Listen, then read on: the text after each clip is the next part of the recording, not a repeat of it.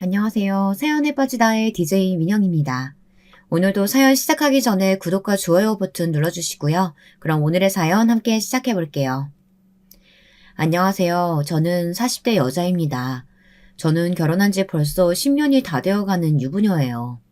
제가 이렇게 사연까지 보내게 된 이유는 다른 유부녀들도 저처럼 결혼 생활이 힘든가 싶어 조언을 구하고자 사연을 보냅니다. 결혼할 때까지만 해도 저는 너무 행복했어요. 제가 너무도 좋아했던 남자와 부부가 되어 앞으로 평생 행복한 가정을 이루고 살 꿈에 부풀어 있었거든요. 그런데 결혼한 지 한 달도 되지 않아 제 꿈은 깨져버렸어요. 시어머니가 무서워도 너무 무섭더라고요. 결혼 전에도 한 번씩 인사를 드리고 상견례 때도 봤지만 이렇게 무서운 분인 줄은 몰랐어요.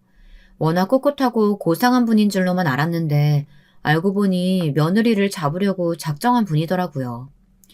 시어머니는 2대째 내려오는 강남 유명 한정식집을 운영하고 계세요.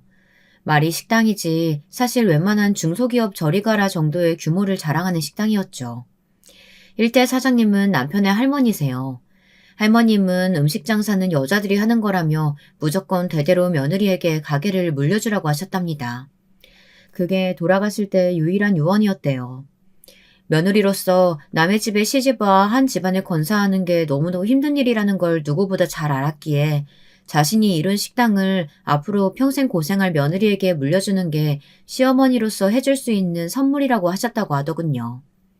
그러면서 남자들은 뭐든 할 수 있는 좋은 세상이니 나가서 다른 일을 찾으라고 하셨답니다. 저도 그 신념은 굉장히 멋있고 존경스럽다고 생각합니다. 그런데 문제는 식당을 물려받아야 할 며느리가 바로 저라는 거죠. 저는 결혼 전까지 전혀 모르고 시집을 왔어요. 남편도 일절 그런 얘기는 하질 않았거든요. 결혼한 지 한 달도 되지 않았을 때 시어머니는 저더러 다니던 직장을 그만두고 식당으로 출근하라고 하셨어요. 저는 당황해서 처음 듣는 이야기라고 말씀드렸습니다. 무엇보다 저는 요식업에 대해서는 전혀 모르는 건 물론이고 관심도 없다고요. 그러자 시어머니는 제게 다짜고짜 호통을 치셨어요. 새아기, 네가 김칫국을 아주 제대로 마시는구나. 내가 언제 너더러 가게 물려준다고 했니? 나와서 일 가르쳐보고 네가 재능이 있으면 그때 돼서 생각해본다는 거지. 저는 당황스러웠습니다. 저는 성격이 굉장히 내성적인 편이에요. 장사하고는 전혀 거리가 먼 사람입니다. 차라리 식당에서 설거지하라고 하면 하지 사람들 앞에 나서서 하는 일은 아르바이트라도 한 번도 안 해봤어요. 지금 하는 일은 대학 도서관 사서 일을 하고 있습니다. 지금 하는 일이 제 적성에 딱 맞아요. 만약 이 일을 남편이 미리 말해줬다면 결혼을 고민했을지도 모를 정도로 저에게는 아주 중요한 일이었습니다. 저는 시어머니에게 괜히 혼나고 와서 남편에게 따졌어요. 왜 이런 중요한 일을 결혼 전에 이야기 안 했냐고요. 그러자 남편도 적잖이 당황하며 애써 둘러댔습니다. 할머니가 며느리에게 물려주겠다고 하신 거야 알고 있었지만 어머니도 며느리에게 물려주실 거라는 건 전혀 몰랐어. 근데 며느리가 자기만 있는 건 아니잖아. 준호도 결혼하면 재수씨 들어올 텐데 재수씨가 물려받을 수도 있지. 남편은 제 말귀를 못 알아듣는지 쓸데없는 소리만 해댔습니다. 제가 그걸 몰라서 한 이야기가 아닌데 여기서 갑자기 있지도 않은 재수씨 이야기를 왜 하는지 모르겠습니다. 문제는 내가 지금 당장 일을 그만둬야 한다는 거잖아. 자기도 내가 사사일 좋아하는 거 뻔히 알면서 지금 그런 소리가 나와? 그거야 내가 잘 알지. 알았어. 내가 어머니한테 다시 잘 말씀드릴게. 당신은 식당 일 전혀 관심 없다고. 저는 남편만 믿고 있었습니다. 그런데 남편을 믿은 제가 바보였어요. 시댁에서 남편의 말이 전혀 통하질 않았습니다. 시댁은 장남도 가장 연장자이신 시아버지도 다 소용없었어요. 모든 일은 시어머니를 중심으로 돌아갔습니다. 원래 식당이 할머니 댁에는 서초구 쪽에 있었어요. 지금보다 규모도 작은 편이었고요. 그런데 시어머니께서 물려받으시고 나서 가게가 더 잘 된 겁니다. 전주가 친정이었던 시어머니의 손맛이 통한 거였죠. 그때 시어머니께서 벌어들인 돈으로 강남에 땅을 사서 식당을 넓게 차린 거예요. 강남으로 오고 나서부터는 아예 고급화 전략을 해서 더 입지를 확실히 했습니다. 강남에서 난다긴다 하는 사람들의 모임이란 모임은 다 시어머니 식당에서 한다고 해도 과언이 아니니 한 해에 벌어들이는 수익이 어마어마했죠. 그러다 보니 시아버지도 시어머니에게는 찍소리 못하세요. 그랬으니 남편 말은 아예 통할 리가 없었죠. 오히려 남편까지 시어머니에게 혼쭐이 나고 돌아왔습니다. 네가 결혼 좀 했다고 어미 앞에서 마누라 편을 들어? 그깟 학교에서 책이나 나르는 일이 뭐가 직업이라고 내 식당 일을 마다해. 명색이 우리 집안 맏며느리라는 애가 애초에 싹이 글러서야. 그걸 도대체 어디에 써먹어? 나도 그런 정신 나간 며느리는 필요 없으니까 우리 식당에 발 붙일 생각은 하지도 말라고 해. 저는 시작부터 시어머니의 미움을 독차지하고 말았습니다.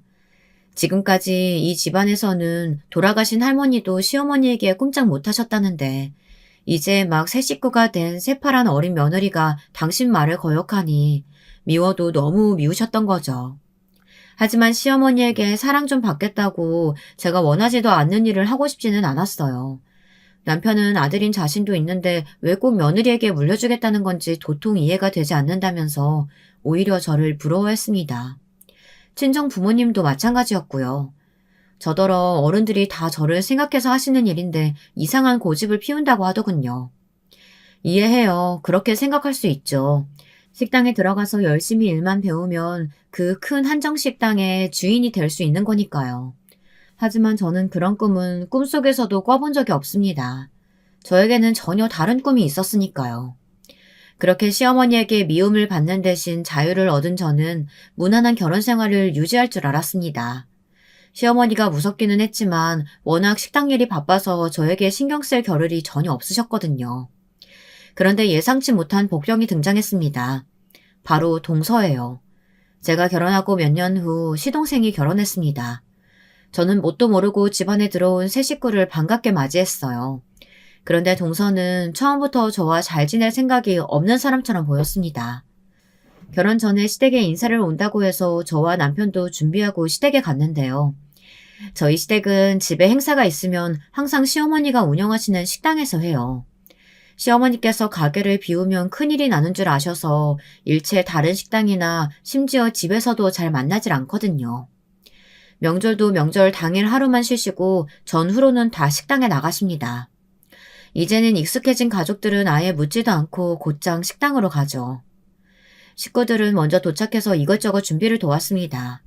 그러다가 밖에 비가 오는 것 같길래 제가 식당 안에 있던 우산 빗물 터는 기계를 가게 앞에 내놓으러 나갔어요. 그때 마침 주차하고 있는 시동생 차가 보이더군요. 저는 시동생과 결혼할 아가씨가 궁금해서 먼저 현관 앞에 서서 기다리고 있었습니다. 그때 조수석에서 화려하게 생긴 아가씨가 내렸어요. 저는 먼저 제 소개를 하려고 밝게 웃으며 예비 동서에게 다가갔습니다. 그런데 그때 예비 동서가 제 손에 우산을 툭 건네주더군요. 지금 내가 바빠서 그러니까 아줌마가 이것 좀 털어줘요. 아, 갑자기 왜 비가 오고 난리야. 제일 아끼는 애 에르메스 비 쫄딱 맞겠네. 제가 말도 붙이기 전 동서는 들고 있던 가방을 품에 안고 식당 안으로 들어가 버렸습니다. 저는 순간 당황해서 동서가 건넨 우산을 손에 쥐고 멍하니 서 있었어요. 정황상 제가 식당 앞에 서서 웃고 있으니 저를 식당 직원으로 알아나 보더라고요. 시동생이 달려와서 인사하길래 그제야 정신을 차리고 저는 애써 우산을 우산꽂이에 넣었습니다. 그리고 식당 안으로 들어왔어요. 물론 처음 만난 예비 동서의 행동이 황당하고 기가 차긴 했지만 충분히 할 수 있는 실수라고 생각하고 넘겼습니다. 굳이 시동생이나 남편한테도 말하지 않았어요. 제가 미리 준비된 식당 룸 안으로 들어가자 시동생이 예비 동서에게 저를 인사시켰습니다. 그런데 예비 동서는 방금 현관에서 저를 마주쳐놓고도 전혀 기억을 못하는지 저를 향해 너무 밝게 인사를 하더라고요. 저는 품에 안은 가방이 그 정도로 걱정이 됐나 보다 했어요. 그런데 예비 동서의 관심은 에르메스 가방뿐이 아니더군요. 시어머니가 운영하시는 식당에도 굉장히 관심이 많아 보였어요. 어머니께서 식당 하신다고 듣기는 했는데 이렇게 큰 식당일 줄은 생각도 못했어요. 준호 씨한테 듣기로는 대대로 며느리한테만 식당을 물려주신다면서요? 그럼 저도 준호 씨랑 결혼하면 받을 수 있는 거예요? 동서는 굉장히 활달하고 솔직했습니다. 진작 시동생에게 식당 이야기를 들었는지 시어머니를 만나자마자 식당 이야기만 하더라고요. 시어머니도 처음엔 동서를 유심히 관찰하시더니 연신 애교 있는 목소리로 식당에 관해 묻고 살갑게 구니 마음에 들어하시는 것 같았습니다. 우리 큰며느리는 식당 일에는 전혀 관심 없고 회사 그만둘 생각도 없다고 하길래 요즘 젊은 며느리들은 식당 일 같은 건 시시해서 관심 없는 줄 알았더니만 아가씨 생각은 좀 다른가 보네요? 저는 식당 일은 잘 모르고 물려받을 생각이 없다고만 했지 시어머니가 하시는 일이 시시하다고 생각한 적은 단 한 번도 없습니다. 그런데 시어머니는 굳이 동서 앞에서 저에 대해 돌려가시더군요. 어머, 형님은 이렇게 큰 식당 욕심 안 나셨어요? 저는 너무너무 욕심나는데. 그럼 형님은 식당 물려받을 생각 전혀 없으시다는 거죠? 나중에 딴소리 하시면 안 돼요. 아싸. 그럼 어머니, 제가 준호 씨랑 결혼해서 이 식당 물려받을래요. 저 돈 많이 벌고 싶거든요. 시어머니는 단번에 식당이 돈만 벌려고 하는 데가 아니다. 욕심만 가지고 되는 일이 아니니 식당에 들어와서 일만 잘하면 당연히 물려줄 거라고 하셨어요. 말투와 표정은 평소대로 무뚝뚝하셨지만 저도 며느리 생활 몇 년 했다고 바로 보이더군요. 시어머니는 은근 기분이 좋으신 것 같았어요. 제 느낌일까요? 그때부터 유독 시어머니가 예비 동서를 보는 눈빛이나 행동이 달라지신 것 같았습니다. 오히려 저보다 더 챙기시는 느낌이었죠. 저도 시어머니 마음이 이해가 되지 않는 건 아닙니다. 어쨌든 제가 맏며느리인데 시어머니가 식당 이야기를 꺼냈을 때 저는 단번에 거절했으니까요. 하지만 아무리 그래도 제가 시어머니의 며느리로서 지내온 시간이 더욱 긴데 아직 결혼도 안 한 동서에게 더 마음을 주시는 것 같아 은근 서운했습니다. 그런데 제가 지금 시어머니에게 서운해하고 있을 때가 아니었더군요. 제가 동서를 얕잡아 봤어요. 동서는 마냥 밝고 통통 튀는 요즘 아가씨가 아니었습니다. 아주 여우도 보통 여우가 아니더라고요. 제가 식당 밖에서 일 때문에 통화하고 있었는데 동서가 따라 나왔더군요. 그러더니 제게 무슨 할 말이 있는지 제가 통화를 끝날 때까지 기다리고 있었어요. 저는 무슨 일인가 싶어 통화를 끝내고 무슨 일이냐고 물었습니다. 그러자 예비 동서는 뜬금없이 무례한 질문을 던지더군요. 예비 형님, 직업이 도서관 산서라면서요? 사서면 도서관에 가만히 앉아있기만 하면 되는 거 아닌가? 그런 사람이 무슨 일이 바빠서 나와서 통화까지 하시나. 궁금해서 제가 몰래 들으러 왔어요. 왠지 시댁 식구들이랑 있기 불편해서 거짓말하고 나오신 것 같아서요. 저는 제 귀로 듣고도 잘못 들은 줄 알았습니다. 누가 저런 말을 사람 앞에 대놓고 하나요? 저도 나이가 많이 들지는 않았지만 요즘 아가씨들은 다 저렇게 당돌한가 싶더군요. 예비동서가 도서관 사서에 대해 선입견이 좀 있나 봐요. 나 사서로 일한 것만 10년이 넘어요. 거기다가 도서관 사서는 자격증도 취득해야 한다고요. 동서는 사서가 도서관에 앉아서 대출만 해주는 사람인 줄 알았어요? 저도 원래 그런 사람은 아닌데 너무 기분이 상해서 미간을 확 구겼습니다. 기분 나쁜 티를 확 냈어요. 그런데 예비 동서가 보통이 아닌 게 제 말에도 비실비실 웃더군요. 그러더니 아예 본 모습을 드러냈어요. 아, 고귀하고 대단하신 대학 도서관 사서님이라서 이렇게 크고 멋진 식당에는 욕심을 안 내시는 거구나? 제가 몰라 뵀네요. 근데 형님, 제가 앞으로 가족이 될 사람으로서 한 가지 조언 좀 드려도 될까요? 아무리 일에 대해 자부심이 높아도 가족 행사에 그런 차림에 그런 가방 너무 없어 보여요. 저는 아까 식당 앞에서 형님 보고 준호 씨 형수가 아니라 식당에서 일하는 아줌마인 줄 알았다니까요. 저와 동서지간이 될지도 모르는 예비동서는 반나절 잠깐 본 것만으로도 사람 인성에 문제가 있어 보였습니다. 사람이 겉으로 보이는 모습이나 직업에 굉장히 민감하고 차별하는 것 같았거든요. 제 옷차림이 별로라 당연히 식당에서 일하는 사람으로 본 거였어요. 거기다가 식당에서 일하는 아줌마한테는 우산도 툭 던지듯 건네도 되는 거고요. 저는 시동생이 어쩌다가 저런 여자를 데려왔나 싶었습니다.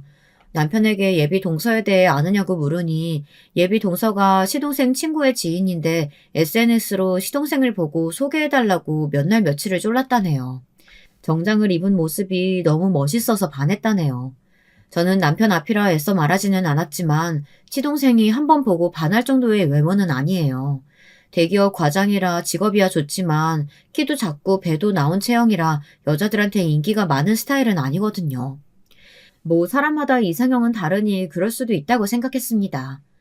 그런데 예비 동서는 만나면 만날수록 비호감이었습니다.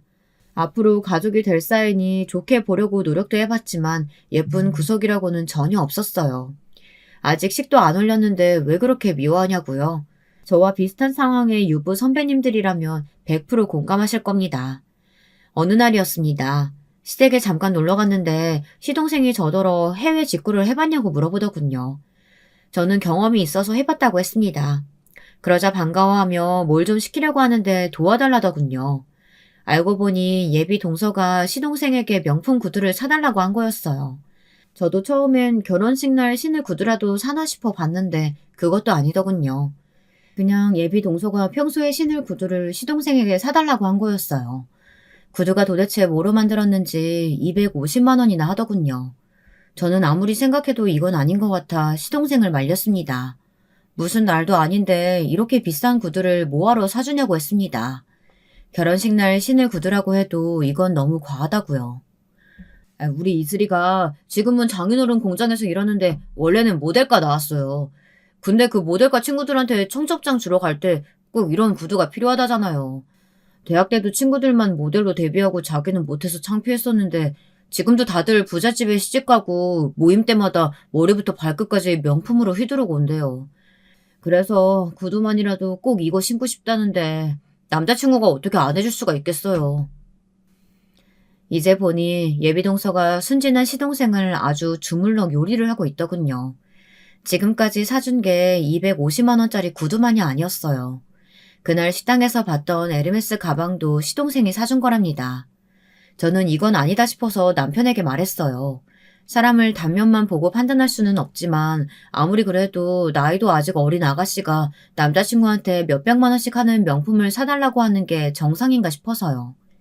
남편도 도저히 이해할 수 없다면서 바로 시부모님께 말씀드렸습니다. 남편도 바로 시부모님께 말씀드릴 수밖에 없었던 게 예비 동서의 문제점이 명품만이 아니었어요. 저는 몰랐는데 예비 동서는 결혼 준비하면서도 그 모델과 친구들과 내내 비교를 했답니다. 신혼집을 구할 때도 동서는 무조건 강남에 살고 싶다고 했어요. 본인 친구들이 다 강남에 산다고요. 내 모델과 동기 시댁이 강남에 되게 유명한 웨딩홀 한다고 말했었지? 걔는 강남에 50평대 아파트부터 신혼생활 시작했다니까.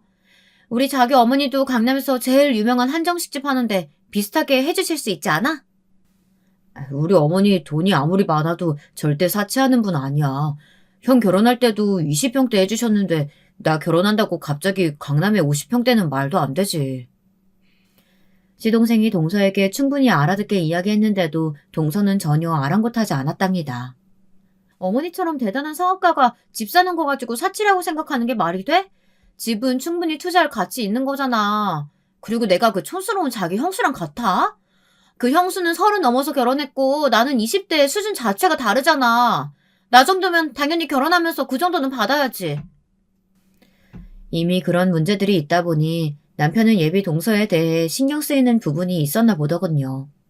시동생은 예비 동서가 아직 나이도 어리고 사회 경험이 없어서 철이 없는 부분이 있지만 결혼해 살다 보면 자연스레 달라질 테니 좀 이해를 해달라고 했습니다. 하지만 어른들은 그렇게 생각하지 않으셨어요. 그 일로 시부모님은 동서를 따로 불렀습니다. 한창 결혼 준비 중이라 바쁜 줄은 알지만 지금이라도 제대로 짚고 넘어가야 할 것이 있어서 따로 불렀다. 이슬이, 너 내 아들 돈 보고 만나니? 시어머니는 원래 말을 돌려서 하는 성격이 아니에요. 예비 동서의 행동에 다들 걱정하니 아예 대놓고 물으셨습니다. 시어머니가 워낙 이목구비도 또렷하시고 카리스마가 있어서 시어머니가 바라보기만 해도 앞에 사람은 긴장하게 돼요. 역시나 그 여우 같은 동서도 시어머니의 카리스마에 바짝 긴장해서는 눈이 휘둥그레져 말을 못하더군요. 그렇지 않고서야 강남에 50평대 아파트를 사달라는 둥 몇백만 원씩 하는 가방이며 구두를 왜 사달라고 하니? 너 나 처음 봤을 때도 내 식당 달라고 했지? 난 절대 너처럼 남한테 바라기만 하는 애한테 내 식당 줄 생각 없다. 저는 은근 속이 시원했습니다. 철딱선이 없는 동서가 결혼 전에라도 정신 바짝 차리고 시집을 와야 제가 그나마 편할 테니까요. 그런데 동서는 생각보다 더 교묘하게 못돼 먹었더군요. 제가 주방에서 설거지를 하고 있는데 누가 뒤에서 등을 툭 쳤어요. 몸을 돌리니 예비동서가 서 있었습니다. 저를 향해 눈을 바짝 치켜뜨더니 흘겨보고 있더군요. 저는 무슨 일이냐고 물었어요. 그러자 대뜸 하는 말이 기가 막혔습니다. 형님이 내가 오빠한테 구두 사달라고 한 거 아주버님한테 꼰질렀어요? 아주버님이 어머님한테 이야기해서 저만 깨졌잖아요. 형님이 뭔데 우리 사이를 방해해요? 형님이 뭘 모르시나 본데 남자는 여자가 좋으면 몇백 원짜리 구두가 아니라 강남에 50평대 아파트도 사줄 수 있는 거라고요. 저는 어이가 없어서 입이 쩍 벌어졌습니다. 예비 동서는 시어머니한테 혼나고도 정신을 못 차리고 있었어요. 저는 애써 마음을 다잡고 동서에게 차분히 말했습니다. 이번 일은 누가 봐도 동서가 잘못한 일이야. 내가 엄연히 동서보다 윗사람인데 왜 이렇게 버릇없이 굴어? 윗사람이면 윗사람처럼 굴고 말하세요. 괜히 내가 젊고 예쁘니까 샘나서 이러는 거 누가 모를 줄 알아요? 두고 봐요. 내가 결혼하면 형님 이 집에서 찬밥으로 만들어버릴 거니까. 동서는 자기 성격처럼 유치한 선전포고를 하고는 주방을 나가버렸습니다. 얼마나 어이가 없는지 저는 웃음이 다 나오더군요.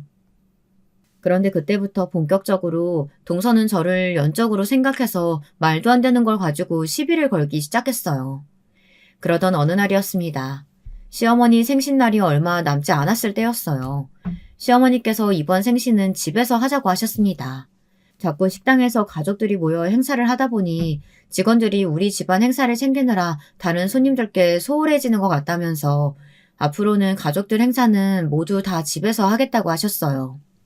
볼 때마다 느끼는 거지만 시어머니는 정말 식당 일에 진심이세요. 어떻게 하면 식당이 조금 더 발전할 수 있는가만 생각하셨죠. 그런데 이번 생신이 다른 건 장소뿐이 아니었습니다. 내가 아무리 한정식집 사장이지만 매일 너무 똑같은 것만 보고 똑같은 것만 먹으면서 살다 보니 이제 좀 물리네. 이번에는 우리 며느리들 실력 좀 보자. 이번에 생일은 둘이 한번 상 좀 차려줘라. 시어머니는 명절날도 식당에 나가시다 보니 가족들끼리 모여서 음식을 만들고 해본 적이 없으세요. 그러다 보니 저나 동서가 시댁에서 음식할 일이 전혀 없기는 했죠. 그래서 이 김에 저와 동서의 실력을 좀 보시겠다며 선물 같은 거는 필요 없고 둘이 생일상을 차려달라고 하셨습니다. 저는 시어머니께서 처음으로 뭔가 해달라고 하신 거라 잘 해내고 싶었어요. 그건 동서도 마찬가지였어요. 저와 달리 동서는 식당 일에 욕심이 있었거든요. 안 그래도 호시탐탐 시어머니께서 자신을 언제 식당으로 불러주려나 기대하고 있었는데 이번 기회에 잘해서 식당에 들어가게 해달라고 할 참인 것 같더라고요. 저와 동서는 결혼하고 처음으로 둘이 만나 시어머니의 생신상에 대해 상의했습니다. 저는 시어머니께서 이제 한정식은 좀 물린다고 하셨지만 그래도 어머님이 드셔보지 않았을 만한 한식을 찾으려고 했어요. 그런데 동서 생각은 좀 달랐습니다. 형님은 취향만 촌스러운 게 아니라 사고방식도 너무 촌스러운 것 같아요. 어머님이 분명 말씀하셨잖아요. 한정식은 물렸다고. 무조건 고급스러운 양식으로 가야죠. 제가 엄청 좋은 한우 스테이크 구해올 테니까 형님은 그냥 샐러드나 좀 준비하세요. 어머님이 한정식이 물리신다고 한 건 항상 똑같은 것만 드셔서 지루하다고 말씀하신 거잖아. 동서는 어머님이 한정식에 얼마나 진심인지 몰라서 그래? 분명 우리가 새로운 걸 찾아드리면 좋아하실 거야. 아이고, 누가 보면 한식 대첩이라도 하는 줄 알겠네. 어차피 형님이랑 제가 마음이 맞을 거라고는 기대도 안 했어요. 그럼 그냥 각자 해요. 저는 스테이크랑 샐러드 준비할 테니까 나머지는 형님이 새로운 걸 찾든 말든 알아서 하세요. 동서는 제 생각이 틀렸다며 시간 낭비라고 웃었습니다. 하지만 저는 무조건 비싸고 좋은 것만이 훌륭한 게 아니라고 생각했어요. 저는 주변에 아는 분에게 조언도 받고 알아보기도 많이 알아봤죠. 그렇게 시간이 흘러 시어머니의 생신날이 밝았습니다. 동서는 정말 어디서 구해야 하는지 때깔부터 다른 스테이크 덩어리를 구해왔더라고요. 저는 그 두꺼운 고기를 집에서 어떻게 구울 생각이냐고 물었습니다. 그런데 동서는 아예 유명 요리사를 불렀더라고요. 고기 잘 굽기로 유명한 사람으로요. 제가 음식을 시작하기도 전에 그 요리사는 시댁 정원에서 고기와 해산물을 쇼까지 버리며 굽고 있었습니다. 물론 동서와 경쟁하는 자리가 아니니 신경 쓸 일은 아니었지만 은근 견제가 되는 건 어쩔 수 없었어요. 저는 저대로 준비한 음식을 차렸습니다. 제가 차려놓은 음식들을 보고 그냥 지나칠 동서가 아니었죠. 어머, 이게 뭐야? 어머님이 안 드셔보신 한정식 어쩌고 하시더니만 결국 이런 거나 준비하려고 그렇게 큰 소리 치신 거예요? 볼품도 없고 이게 간에 기별이나 가겠어요? 아유, 형님 때문에 괜히 저까지 어머니한테 할 소리 듣는 거 아닌지 모르겠네요. 평소 같으면 동서 말에 저도 욱했을 텐데 그날은 저도 긴장해서인지 말문이 막혔습니다. 정말 제가 차린 음식이 어딘가 초라해 보이는 것 같았어요. 그런데 반전이 일어났습니다. 동서가 데려온 유명 요리사가 차린 음식이 휘황찬란하게 차려져 있는데도 시어머니는 제가 내놓은 음식에만 관심을 보였어요. 사실 제가 차린 음식은 경주에 사는 제 친구가 알려준 식당에서 고안한 거예요. 요즘 경주에 외국인들도 많이 오고 젊은 친구들도 많이 여행을 오다 보니 현대식과 한정식을 합쳐서 만든 메뉴들이 유행이라고 하더라고요. 그래서 저도 비슷하게 만들어 봤는데 시어머니가 제가 만든 음식을 유심히 보셨습니다. 이건 연근이랑 잡채 넣어서 스파게티처럼 만든 거니?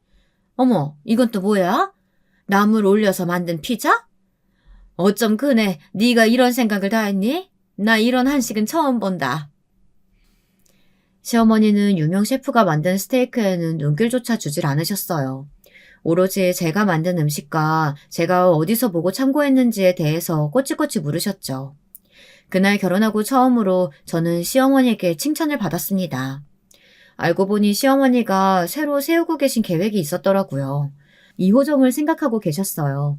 2호점은 1호점과 뭔가 많이 다른 특색을 가진 식당으로 만들고 싶어서 고민 중이었다고 하시더라고요. 그런데 제가 만든 음식을 보고 아이디어가 마구 솟았더랍니다. 지금까지 몇십 년을 강남에서 고가 한정식을 팔아왔지만 2호점은 무조건 젊은이들 사이에서 유명한 동네에 터를 잡고 쉽게 찾아 먹을 수 있는 특색 있는 한정식집을 하고 싶으시다는 거였습니다. 그네, 네가 이런 재주가 있는 줄은 꿈에도 몰랐다. 나중에 식당 직원들이랑 2호점 회의할 때 한번 식당에 나와. 너한테 조언을 좀 받아야겠어. 저는 제가 의도했던 상황이 아니라 너무 당황했습니다. 저는 그냥 시어머니가 평소 드시던 음식이 질렸다고 하셔서 단순히 새로운 걸 드시게 해드리고 싶었던 마음에 그런 건데 일이 너무 커져버린 거죠. 문제는 그뿐이 아니었습니다. 시어머니 생신상으로 혼나게 된 건 제가 아니라 동서였어요. 내가 한식당 사장인데 내 생일에 유명한 양식 요리사를 집에 불러들인다는 게 말이 되니? 이게 소문이라도 나봐. 강남에서 난다긴다 하시는 분들이 다 내 식당 다니는데 그 식당 주인이 알고 보니 비싼 양식 좋아한다고들 할 거 아니야? 둘째, 너는 아무리 나이가 어려도 어쩜 그렇게 생각이 짧니? 그리고 이 소고기는 또 뭐야? 뭘 이렇게 비싼 고기를 샀어? 동서는 시어머니에게 호통을 들었어요. 상황 파악을 너무 못한다고요. 저는 속으로 고소하면서도 겉으로 애써 티를 내지는 않았습니다. 어쨌든 동서도 시어머니를 위해 열심히 준비한 건 누구보다 제가 잘 아니까요. 그런데 애꿎은 똥물이 제게 튀었습니다. 동서는 괜히 저더러 또 시비를 걸더군요. 내가 이럴 줄 알았어. 어머니 식당에 관심도 없다더니만 형님 저한테 일부러 거짓말한 거죠? 사실은 형님도 어머니 식당에 욕심나서 물려받고 싶으신 거잖아요. 동서는 말도 안 되는 이야기를 했습니다. 제가 시어머니의 식당을 물려받고 싶어서 사력을 다해 메뉴를 만들어낸 줄 알더라고요. 그렇지 않고서야 어떻게 시어머니 마음에 쏙 드는 음식을 만들 수가 있냐고요. 동서는 말 같지도 않은 소리 좀 하지 마. 나는 시어머니 식당 물려받을 생각 추워도 없어. 그리고 동서가 나보다 능력이 있으면 어머님이 알아서 동서한테 물려주시겠지. 뭐가 걱정이야. 아, 짜증나. 도대체 내가 왜 저런 촌스러운 아줌마보다 못하다는 거야? 나한테는 식당에 나오라는 말도 안 하고. 동서는 자기 분을 못 이겨 소리를 마구 지르며 생떼를 썼습니다. 동서는 하루라도 빨리 시어머니 식당에 들어가 일하고 싶은데 시어머니는 동서에게는 아직 말도 안 꺼내셨나 보더군요. 저는 시어머니가 왜 동서에게 식당에 나오라는 말을 안 하는지 알 것 같아요. 하지만 동서는 전혀 모르겠나 봐요. 시어머니가 식당을 한 게 거의 30년이 넘었습니다. 얼마나 많은 사람을 겪으셨겠어요. 사람 딱 보면 어떤지 아시겠죠. 사실 동서가 친정 아버지가 하는 공장에 나가 격리 일을 하기는 하지만 가만 보면 무슨 일을 하는지 모르겠거든요. 그리고 아직도 친정 아버지 카드를 쓰며 고가의 물건을 사고 출근도 잘 안 해요. 누구보다 성실한 사람을 좋아하시는 시어머니가 보기에는 아무리 자기 아버지 공장에서 일한다고 해도 일도 안 하고 돈만 가져다 쓰는 모습이 좋지 않아 보였을 게 분명합니다. 그러다 보니 시어머니도 선뜻 동서더러 식당에 나오라고 하고 싶지 않은 거죠. 그런 사실을 전혀 눈치채지 못한 동서는 그때부터 오히려 더 똥줄이 타는지 시어머니의 식당에 들어가기 위해 아주 고군분투를 했습니다. 티나게 여우짓을 해댔어요. 동서는 공장 일은 어쩌고 툭하면 시어머니의 식당으로 출근 도장을 찍었어요. 그러면서 직원들하고도 잘 지내려고 노력하고 이것저것 곁눈질로 일도 배우려고 했나 보더라고요. 저도 그런 점은 높이 사요. 저야 식당 일에 관심이 없으니 동서가 시어머니의 식당을 물려받아주면 저야 좋은 일이니까요. 그런데 역시나 동서는 예상을 참 깨는 사람이었습니다. 제가 시어머니 식당에 갈 일이 있었어요. 생신날 시어머니가 말씀하신 대로 2호점 일로 회의에 참석하라고 시어머니께 연락이 왔거든요. 저는 정말 연락이 올 줄 몰랐는데 진짜로 연락이 와서 한참 고민했습니다. 정말 제가 가도 되는 자리인가 싶어서요. 그런데 회의 자리에서 시어머니께서 일하는 모습을 보니 정말 멋있더군요. 저도 지금까지 10년 넘게 사회생활하며 많은 사람을 보았지만 시어머니의 카리스마가 괜히 생긴 게 아니라는 느낌을 받았습니다. 저야 뭐 아는 게 없으니 제가 생신상 차릴 때 참고했던 지방의 한정식들 위주로 참고하시라고 소개만 해드렸습니다. 그런데 시어머니가 2호점을 내려고 생각하신 동네 임대료가 예상보다 비싼가 보더군요. 젊은이들을 상대로 할 예정이라 인테리어나 홍보 비용도 꽤 들고요. 시어머니는 예산으로 잡은 금액보다 훨씬 더 비용이 많이 드니 고민하시는 것 같았습니다. 이야기를 듣다 보니 아무래도 제가 있어봐야 도움이 될 것 같지 않아 저는 슬쩍 회의 자리를 나왔어요. 화장실에 갔는데 누가 시끄럽게 통화를 하고 있더군요. 분명 동서의 목소리였어요. 아빠, 내가 무조건 시어머니한테 말해볼 테니까 아빠는 준비만 제대로 하고 있어. 이것만 성사되면 아빠 대박 나는 거야. 이거 잘 되면 나 강남에 집 사주기로 한 거 잊으면 안 된다? 동서는 또 무슨 꿍꿍이인지 친정아버지와 통화하는 것 같았어요. 저는 동서가 화장실에서 나오기 전 얼른 나와 다시 회의장으로 돌아왔습니다. 그런데 때마침 다음 안건이 동서의 통화 내용과 연관이 있더군요. 동서가 매일같이 시어머니 식당에 문지방이 닳도록 드나든 이유가 바로 이거였어요. 시어머니가 할머니 때부터 만들어 오신 비법 고추장이 있었어요. 그 고추장이 유명해서 식당이 덩달아 잘 된 거죠. 그런데 동서가 시어머니에게 그 고추장을 판매용으로 만들어 팔자는 제안을 했더군요. 동서 친정아버지 공장에서 만들면 된다고요. 시어머니도 생각해보지 않았던 건 아니지만 고추장을 그렇게 대중화되어 팔아버리면 당신네 식당의 고유한 맛을 좋아해서 찾아주시는 손님들이 좋아할까 싶어 걱정하시는 것 같더군요. 동서는 이 기회를 놓칠 수 없어서 바로 맞받아쳤습니다. 어머님, 2호점 내신다면서요? 고추장 팔아서 번 돈으로 2호점 내면 일석이조잖아요. 이제 시대가 변했는데 우리도 트렌디하게 가야죠. 여우 같은 동서는 시어머니가 2호점 비용 문제를 고민하는 걸 바로 알고서는 그 부분을 공략했습니다. 시어머니는 사업가이시니 당연히 넘어갔고요. 시판 고추장을 만들기 위한 공장도 동서 친정아버지 공장이 있으니 일사천리로 척척 결정이 났습니다. 저는 다시 한번 동서의 잔머리에 놀랐습니다. 확실히 저보다는 사업은 잘할 것 같더군요. 그러던 중에 제가 둘째 아이를 낳았어요. 그런데 첫째 때와는 달리 우울증이 비슷하게 오더군요. 임신과 출산을 겪으면서 몸도 많이 쇠약해져 있었고 일도 많아 제대로 쉬지를 못하다 보니 얼굴이 반쪽이 돼서 몰골이 말이 아니었습니다. 아들을 봐주시러 친정어머니께서 아침마다 집에 오시는데 저를 볼 때마다 걱정이 많으셨어요. 일보다는 쉬는 게 먼저인 것 같다고 하셨죠. 남편도 마찬가지였어요. 제 몰골이 옆에서 보기 안쓰러웠는지 일 좀 줄이고 시간을 내서 여행이라도 가자고 하더군요. 옆에서 들으시던 친정어머니께서 애들 걱정은 말고 오랜만에 남편이랑 오붓하게 다녀오라고 했습니다. 저는 그제야 제가 많이 안 좋아 보이기는 하는구나 하고 깨달았어요. 시어머니가 식당 일을 하나부터 열까지 다 신경 쓰시며 하루도 제대로 쉬지 못하는 모습을 보고 이해하지 못했었는데 제가 딱 그 꼴이더라고요. 사람이 쉬면서 일도 해야 더 능률이 오르는 건데 제 욕심에 주변 사람들에게 걱정을 끼치고 힘들게 하고 있었어요. 처음엔 애 낳은 지 얼마나 됐다고 여행인가 싶어 가지 말자 싶었습니다. 안 그래도 어린애 둘을 매일 친정어머니께 맡기는 것도 죄송했는데 저 좀 쉬겠다고 친정어머니를 또 힘들게 하는 것도 말도 안 되고요.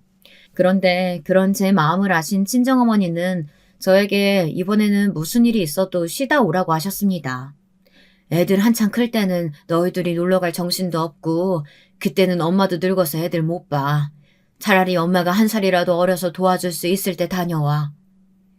친정어머니는 모든 기회가 있을 때 해야 한다며 꼭 다녀오라고 했어요. 저는 친정어머니의 배려에 울컥했습니다. 저는 예전부터 너무너무 가고 싶었었는데 여러 여건이 따라주지 못해 못 갔던 미국에 가기로 했습니다. 그러고 보니 저와 남편이 신혼여행 이후에 처음 가는 해외여행이더라고요. 비행기 표를 예약하고 여행 계획을 세우기만 하는데도 저와 남편은 신이 났습니다. 이 좋은 걸 왜 이제야 가겠다고 했는지 후회가 되더라고요. 이 좋은 기분을 초치게 한 사람이 있었습니다. 누구긴 누구겠어요. 바로 제 동서입니다. 저와 남편이 여행 준비로 한창 바쁘던 와중에 동서와 시동생이 새로 이사를 했어요. 동서가 노래를 부르던 대로 강남에 입성했습니다. 동서가 시어머니 비법 소스를 판매용으로 친정 공장에서 소스를 만들어 팔더니만 돈 좀 벌었는지 50평대까지는 아니어도 강남에 휘황찬란한 집을 샀더라고요. 그전에도 만나기만 하면 친정 부모님이 대박났다고 잘난 척을 무지하더니만 많이 벌기는 했나 보더군요. 저야 동서네 집에 가는 게 썩 내키진 않았지만 어쩌겠어요. 하나밖에 없는 동서인데 손윗 사람으로서 가서 축하는 해줘야죠. 거기다가 웬일로 시어머니까지 오신다고 해서 온 식구가 총출동했습니다. 시어머니는 동서가 식당 일에 큰 공을 세워서인지 예뻐하시는 게 눈에 훤히 보였습니다. 우리 둘째는 일만 잘하는 줄 알았더니만 못하는 게 없네. 집도 너무 예쁘게 꾸몄다. 역시 센스가 있어서 그런가? 암튼 제주꾼이야 제주꾼. 시어머니 말대로 이사한 지 얼마 되지도 않았는데 집이 싹 깔끔하게 정리가 되어 있긴 하더군요. 저도 동서에게 뭔가 이야기라도 해야 할 것 같아 언제 이렇게 예쁘게 정리를 했느냐고 했습니다. 그러자 동서가 아주 기고만장해서는 또 잘난 척을 시작하더군요. 어머니 소스 덕분에 아버지 공장도 대박났다고 아버지가 너무 좋아하시면서 선물로 이사할 때 인테리어 싹 새로 해주신 거 있죠? 요즘은 돈만 주면 인테리어뿐만 아니라 아예 소품까지 다 세팅해주더라고요. 역시 돈만 있으면 참 좋은 세상이에요. 안 그래도 피곤한데 동서가 신나서 떠드는 모습을 보고 있자니 자꾸 배알이 꼬이더군요. 저도 제가 이렇게까지 누군가를 미워하게 될 거라고는 상상도 못했습니다. 빨리 이 시간이 끝나기만을 바랬습니다. 시어머니는 무섭고 동서는 불편하고 도망가고만 싶었습니다. 동서가 출장 뷔페까지 불러서 거실에 준비해놓고 시댁 식구들이 둘러앉아 식사하고 있었습니다. 저는 둘째를 낳고 아직 체력이 돌아오질 않은 상태라 영 입맛이 없었습니다. 그래서 과일만 조금 먹고 있었어요. 그런데 어느새 제 곁에 다가온 동서가 또 시비를 걸더군요. 형님, 둘째 낳고 많이 힘드셨나 봐요? 살이 왜 이렇게 많이 빠지셨어요? 아휴, 근데 살 빠지니까 어휴, 10년은 더 늙어 보여요.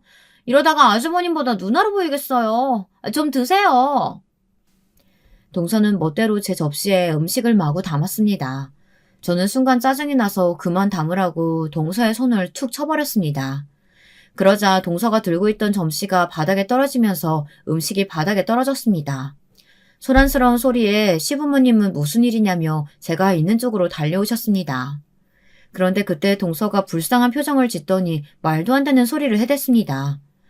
저는 형님이 애들 키우느라 너무 힘들어서 살이 많이 빠지셨길래 걱정돼서 음식 좀 담아드린 건데 형님이 싫다면서 제 그릇을 쪄버렸어요. 동서는 한순간에 사람을 이상하게 만드는 데 달인이었어요. 그때 남편이 나섰습니다. 요즘 진영이 엄마가 일도 많고 컨디션이 좋지 않아서 많이 힘들어요. 오늘도 집에서 쉬라고 했는데도 제셋이 축하하고 싶다고 해서 온 거였고요. 남편 말에 시아버지께서 걱정 어린 표정으로 저를 바라보셨어요. 우리 큰며느리 둘째 낳고 회복이 더디다고 하더니만 어디 많이 안 좋은 거 아니야? 내가 보약이라도 한 채 지어줘야겠구만. 너 여행 다녀오면 나랑 한의원 가서 진맥 좀 받아보자. 그래도 시댁에서 저를 챙겨주시는 건 항상 시아버지밖에 없었습니다. 저는 시아버지에게 괜찮다고 요즘 몸이 많이 처져서 힘들었는데 다음 주에 여행 다녀오면 많이 좋아질 것 같다고 이야기했어요. 시아버지는 여행 가서 맛있는 것도 많이 먹고 즐겁게 보내다 오라며 용돈까지 주셨습니다.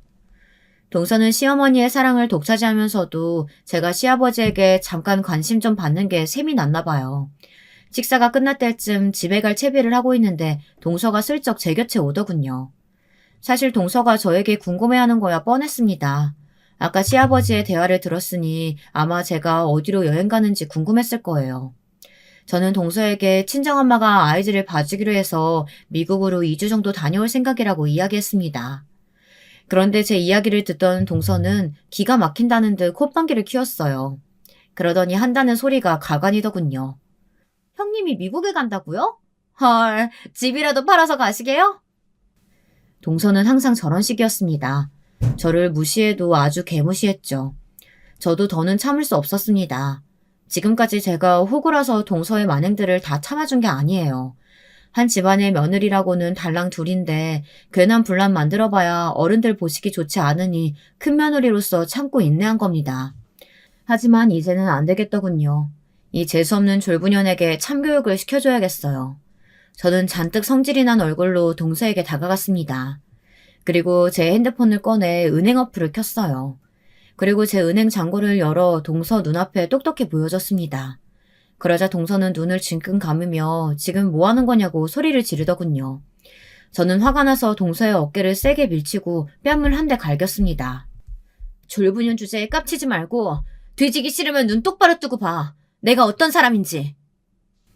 동서는 제가 때린 볼을 부여잡으며 토끼 눈을 하고 저를 노려봤습니다.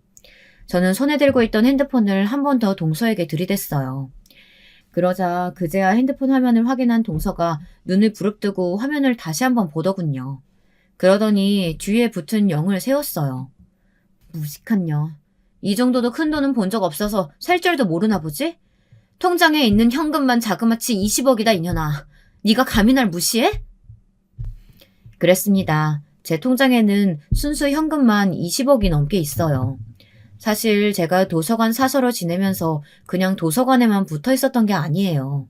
저에게는 꼭 이루고 싶은 꿈이 있었습니다. 저는 시나리오 작가를 꿈꾸고 있었어요. 매일매일 쓴 시나리오가 50편이 넘습니다. 그런데 몇 년 전부터 제가 쓴 시나리오가 하나둘 팔리기 시작하더니 팔린 작품 중 하나가 대박이 났어요. 그 이후로는 몸값이 훌쩍 올라 원래 봤던 시나리오 가격이 50배가 올랐습니다. 그래서 도서관 사서 일을 그만두고 본격적으로 집에서 시나리오를 쓰고 있는 거예요. 얼마 전에는 제가 쓴 시나리오 집이 책으로도 나와 수입이 꽤 쏠쏠했습니다. 더군다나 제 재산은 통장에 남은 잔고만이 아니에요. 제 아이들을 봐주시는 친정어머니께 감사해서 사시던 집을 정리하고 집 근처에 3층짜리 다세대 주택을 사서 1층에 세를 주고 3층에는 부모님이 거주하고 계십니다. 이 사실은 시댁에서는 아직 아무도 몰라요. 제가 남편에게 말하지 말라고 했거든요. 통장에 20억을 그대로 둔 것도 그 때문이고요. 아무리 아이를 봐주신다고 해도 같은 부모인데 친정어머님께만 잘해드릴 수는 없죠. 평소 시어머니의 꿈인 2호점을 만들게 되면 그때 투자하려고 돈을 모으고 있었습니다. 제가 목표로 하는 금액이 되면 바로 시어머니께 말씀드릴 생각이었어요. 그런데 동서가 이따위로 나오니 더는 못 참겠더군요. 결국은 이렇게 제 비밀이 밝혀지고 말았습니다. 동서의 뺨을 날린 그날 저는 시댁 식구들을 모두 불러 지금까지 동서가 제게 저지른 일들을 다 말했습니다. 물론 시부모님도 웬만한 일들은 알고 계셨지만 저는 아예 선전포고했습니다. 어머님 아버님께는 죄송하지만 저 동서처럼 정신 나간 애랑은 더는 가족으로 엮이고 싶지 않아요. 동서가 저한테 제대로 된 사과하고 용서 구할 때까지 다시는 보고 싶지 않습니다. 그날 이후 많은 것이 변했습니다. 제가 하는 일과 제 계획에 대해 알게 되신 시어머니는 저를 다시 보셨어요. 나도 나름 사업한다는 사람이라 시야가 넓다고 생각했는데 이번 일을 통해서 내가 얼마나 시야가 좁은 사람인지 알았다. 네가 내가 하는 일을 이렇게 생각하고 있었는데 내가 그걸 몰랐어. 책임자면 식당에 앉아서 일일이 다 간섭하고 참견해야 한 줄만 알았는데 내가 틀렸다. 시어머니의 꿈이었던 2호점에 대해 제가 구체적으로 생각하고 있었다는 것을 시어머니는 고마워하셨습니다. 저는 계획대로 30억을 모아 시어머니 식당 2호점에 투자를 했어요. 저는 시어머니의 가게를 물려받지는 않았지만 식당 내에 가장 중요한 투자자가 되었습니다. 말이 거창하게 투자자지 사실 시어머니의 사업을 돕고 싶은 마음이 더 컸어요. 어머니가 이렇게 건강하시고 굳건하신데 꼭 며느리들한테 물려줄 필요가 있을까요? 저는 어머님이 이 식당에 가장 필요한 분이라고 생각해요. 저는 사업하는 능력은 없는 사람이지만 할 수 있는 일이 있다면 곁에서 물심양면으로 돕겠습니다. 저의 마음이 통했는지 저와 시어머니 사이는 많이 가까워졌습니다. 동서는 어떻게 됐냐고요? 요즘 매일같이 가게에 출근하기 전에 우리 집에 눈두장을 찍으러 옵니다. 제가 많이 마른 게 걱정된다면서 몸에 좋다는 건 다 가져와요. 이거 제가 형님 주려고 진짜 어렵게 구한 거예요. 이게 기력 회복에 그렇게 좋은 중국의 명차래요. 꼭 드셔보세요. 무릎만 안 꿇었지 사과는 수도 없이 했어요. 하지만 저는 쉽게 받아주지 않고 있습니다. 사실 동서가 마음에서 우러나서 저를 보러 오는 게 아니었거든요. 시어머니가 저에게 제대로 사과하지 않으면 식당은 절대 물려주지 않는다고 하셨대요. 동서는 집에 왔다가 돌아갈 때마다 시어머니에게 잘 좀 말해달라고 사정을 합니다. 우리 대주주 형님이 말만 잘해주시면 어머님이 저한테 2호점이라도 맡기지 않으실까요? 형님이 제발 신경 좀 써주세요. 제가 형님의 영원한 딸랑딸랑이가 돼드릴게요. 동서는 사람이 어쩜 저렇게 가벼울 수 있나 싶을 정도로 참 간사해요. 저는 아예 대꾸도 안 합니다. 제가 쪼잔한지는 모르겠지만 사실 아직도 저는 잘 모르겠어요. 제가 용서하고 넘어간다고 해서 동서와의 지난 일을 다 잊고 지낼 수 있을런지요. 제 사연을 듣고 계신 유부 선배님들이 판단 좀 해주세요. 철딱선이 없는 된장녀 졸부 동서가 과연 개가천선하고 정신을 차릴 수 있을까요? 여러분의 의견 댓글로 남겨주시면 하나하나 자세히 읽고 참고하도록 하겠습니다. 지금까지 저의 기나긴 사연 들어주셔서 감사합니다. 여러분, 두 번째 사연 시작하기 전에 좋아요, 구독 꼭 눌러주실 거죠? 그럼 두 번째 사연 바로 시작합니다. 안녕하세요. 이제 저는 얼마 안 있으면 칠순의 나이가 되긴 하지만 이게 다 무슨 의미가 있는지 잘 모르겠어요. 여자로 태어나서 결혼을 하고 자식을 낳고 산다는 것은 저만 그런 건 아니겠지만 다들 힘들지 않을까 생각합니다. 사실은 요즘 그리 생각해야 겨우 위로가 될 것 같기도 해요. 저는 무척 힘들게 살아왔거든요. 예전에 얼핏 제가 살아온 얘기를 미용실 아줌마들이랑 한 적이 있었는데 다들 기겁을 하더라고요. 자기네 인생만 주책 맞고 힘들 줄 알았다나요? 어머 세상에, 어째 그런 일이 다 있어? 그러니까 중마고우라고 알고 있었던 친구랑 남편이 도망을 갔다고? 말로만 들었지 이렇게 가까이서 들어본 건 처음이야. 당장 그거 머리채 안 잡고 뭐 했어? 그 두 인간들 제대로 살아있는 거야? 보통은 다들 이렇게 반응을 하는 것 같아요. 제 인생이 고달픈 이유 중 이거는 10분의 1도 안 되는 이야기지만 아무튼 이 말처럼 저는 결혼 생활을 하던 중 남편으로 인해 아주 큰 상처를 입게 되었어요. 사실 남편만 탓하기엔 인생을 잘못 살아온 저도 문제가 있다고는 생각해요. 어쩌다가 그런 친구를 사귀어가지고 친구 관계도 박살이 나고 남편까지 빼앗겼던 것일까요? 처음에는 저도 그 기집애가 그런 애인 줄 몰랐어요. 고향 친구인데다가 우리 언니들이랑도 잘 알았고요. 우리 아버지가 돌아가셨을 때도 와서 같이 울어주던 애였거든요. 저는 정말 얘만한 친구가 없다고 생각해서 아버지 돌아가셨을 때도 얘 붙잡고 얼마나 울었는지 몰라요. 정순아, 우리 아버지 불쌍해서 어떡해. 혼자 남은 엄마도 불쌍하고 나는 진짜 가슴이 찢어질 듯 아파. 어떡해. 이렇게 엉엉 울던 저를 머리를 연신 쓸어주면서 다독여주던 게 그 정순이란 애였어요. 연정아, 걱정하지 마. 내가 있고 니네 엄마랑 언니들도 있잖아. 뭘 그렇게 겁내고 걱정해. 인생 별거 없어. 그냥 이렇게 우리 살아가자. 늘 뭔가 대담한 면이 있고 인생에 있어서 강하게 부딪히면서 살아가는 애였어요. 생활력도 있는 편이라 제각 서울 올라와서 자리도 먼저 잡고 아는 사람들도 무척 많아 보이더라고요. 제가 어찌저찌 소개를 받고 결혼을 할 때도 축하해주러 왔었고 그때는 얘 같지 않게 저를 부러워하더군요. 그쯤에 저는 왜 얘가 제 남편에 대해 특별한 생각을 품고 있다고 느끼지 못했던 걸까요? 연정아, 결혼 정말 축하해. 네 서방 아주 번듯하니 잘생기고 멋지다. 나도 너처럼 엄마랑 가족들이 있었으면 이렇게 시집도 보내주고 온 집안이 나섰을 거야. 나는 내 능력으로 살아가지 않으면 안 돼서 혼자 몸으로 시집도 가고 어쩌고 하기가 힘들어. 챙겨야 될 동생도 있고 말이야. 진짜 진심으로 네가 너무 부럽다. 이렇게 말해오는 친구가 한편으론 안쓰러워 얼른 친구도 좋은 사람 만나서 시집가길 바랬어요. 이후에 제가 큰딸을 낳았을 때도 연이어 둘째 딸을 낳고 또 지나 아들을 낳았을 때도 친구는 꾸준히 저에게 음식을 해오고 챙겨주었답니다. 심지어 그쯤에는 얘 역시 결혼을 했어요. 아주 입술이 두툼직하고 얼굴이 투박한 덩치가 큰 어부 같은 남자에게 시집을 갔답니다. 돈도 좀 있고 배를 타는 사람이라 그런지 여유가 있었어요. 순식간에 부잣집 마나님이 되어서는 차도 좋은 것을 타고 오고 우리 애들한테도 좋은 선물을 사왔어요. 이때 우리 엄마며 언니들도 혀를 내두르며 놀랬었고요. 야, 여자 팔자가 괜히 뒤움박 팔자라는 게 아니야. 저렇게 남자 하나 잘 만나면 인생 금방 뒤집어지는 거라니까. 연정이 진짜 인생 한번 잘 풀린다. 이제 동생들도 다 먹여 살리고 잘 살겠어.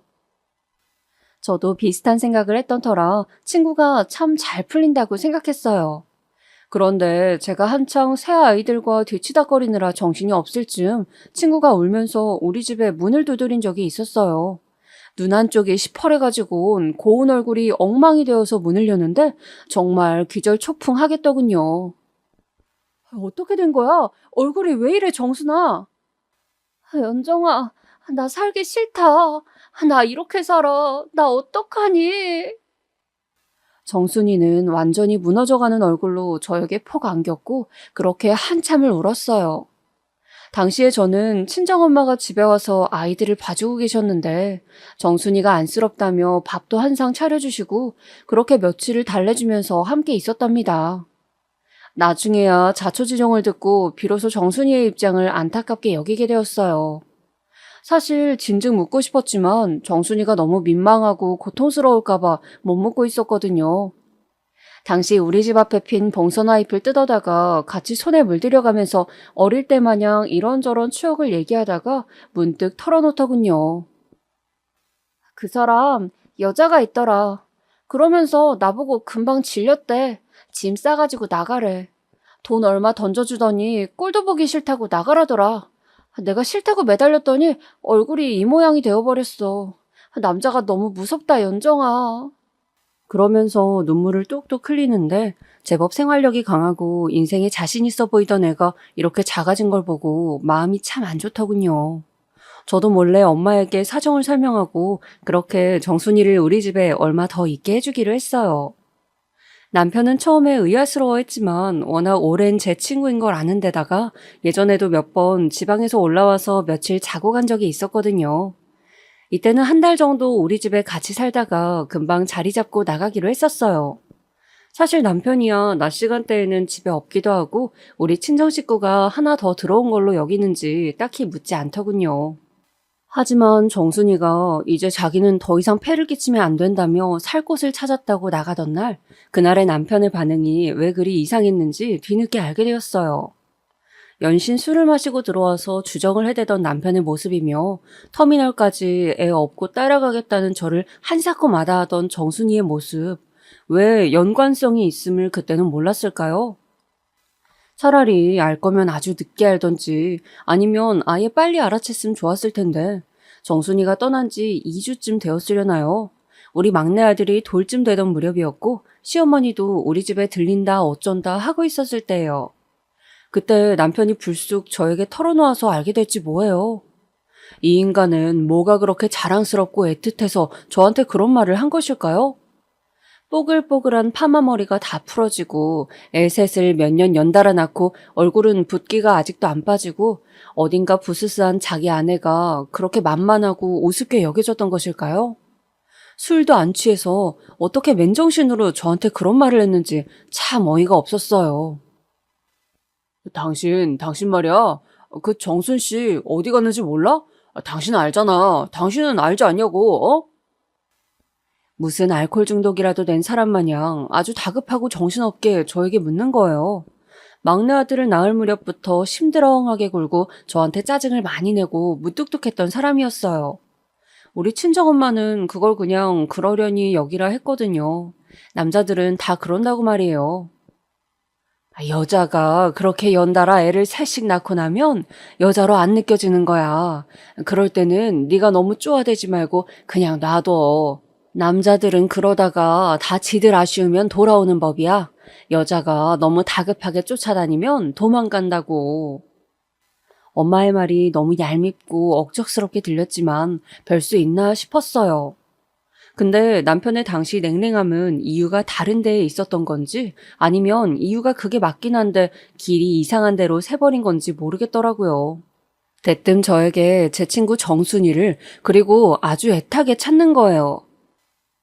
뭘요? 갑자기 정순이는 왜요? 정순이는 살 곳 찾았다고 가서 자리 잡고 다시 연락한다고 했어요. 근데 당신 왜 그러는 거예요? 남편은 이때부터 눈이 벌게져서 뒤집히더니 갑자기 뭐라도 씌었는지 이상한 소리를 하면서 저에게 마구 퍼붓더군요. 당신이 쫓아낸 거잖아. 당신이 정순 씨 나가라고 한 거 아니야? 안 그러면 갑자기 왜 나가냐고. 횡설수설 이상한 말만 해대는 남편을 보며 제 안에는 도무지 상상하기 싫은 생각이 그러나 아주 기분 나쁘게 조금씩 스며들며 확신이 드는 것을 느꼈어요. 이 사람이 지금 해대는 소리나 반응은 아무리 봐도 정상적이지 않았거든요. 누군가를 연모하는 남자, 흡사 시집살이를 지켜 며느리를 쫓아낸 자기 어머니에게 따지는 남자처럼 저를 쪼아대는 것이었어요. 이날의 고루하고 질이 멸렬한 말꼬리 잡기와 싸움을 통해 결국 저는 차마 받아들이기 힘든 내용을 듣게 되었습니다. 어찌 보면 너무 웃기지 않나요? 저는 남편 입으로 이렇게 불지 않았으면 스스로 전혀 알지 못했을 아주 둔한 여자였어요. 당시 애 셋 기저귀 빨고 집 치우고 살림하느라 너무 정신이 없어서 며칠을 넋이 나가 있기도 했거든요. 남편의 그런 미묘한 변화 따위 제가 알아차릴 일이 없었습니다. 특히나 정순이도 저에게 조금의 언질도 주지 않고 그냥 자취를 감춰버려서 얘가 많이 힘든가 보다 정도만 생각하고 말았다고요. 그런데 저렇게 바보같이 저 인간이 알아서 스스로 불어버린 거예요. 뭐라고? 당신 정순이랑 그런 관계였어? 지금 그래서 정순이를 찾는 거야? 어머머 미쳤나 봐. 이 인간이? 당신 진짜 미쳤어? 내가 당신 그냥 안 둬. 하지만 저는 이때 너무 주제도 모르고 덤볐던 것일까요? 태어나서 처음으로 이때 남편에게 손찌검을 당하게 되었습니다. 하필 우리 친정엄마가 그날따라 제 큰딸을 데리고 집에 가 계신 사이에 말이에요. 남편은 너무나 우습게도 제 고향 친구인 정순이에게 완전히 빠져 있었고 그걸 눈치챈 제가 빼돌렸다고 생각하고 있던 거예요.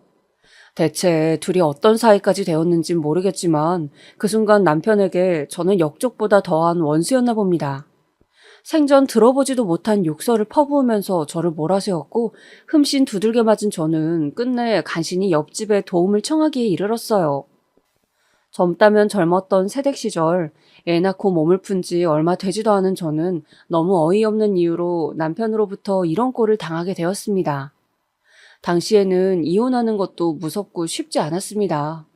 친정엄마에게 알렸을 당시 엄마의 그 비통하고 끔찍해하던 얼굴을 잊을 수가 없어요.